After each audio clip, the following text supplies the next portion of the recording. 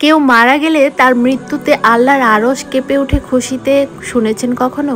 কে ছিলেন তিনি? তিনি ছিলেন সাদ ইবনে মুআজ রাদিয়াল্লাহু আনহু, একজন সাহাবী, আনসারদের নেতা, মদিনার আউস গোত্রের প্রধান। তিনি রাসূলুল্লাহ সাল্লাল্লাহু আলাইহি সাল্লামকে মদিনায় আসার পর সর্বপ্রথম সমর্থন এবং আশ্রয় দেন। বদর, উহুদ ও খন্দকের যুদ্ধে তিনি ছিলেন নবীজির সবচেয়ে কাছে।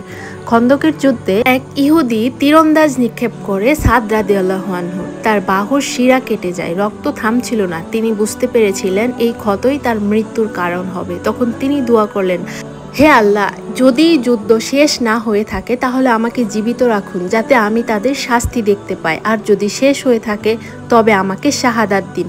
যুদ্ধ শেষে তিনি আহত রাসূলুল্লাহ সাল্লাল্লাহু আলাইহি সাল্লামকে দেখতে চাইলেন।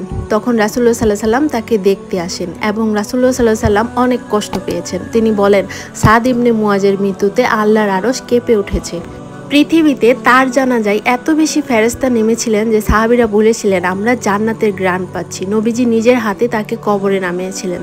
তিনি বলেছিলেন, কবর তাকে যখন মাটি চাপা দিবে, আল্লাহ সেটা অনেক হালকা করে দিবে। তার জন্য রাসূলুল্লাহ সাল্লাল্লাহু আলাইহি সাল্লামও কেঁদেছিলেন।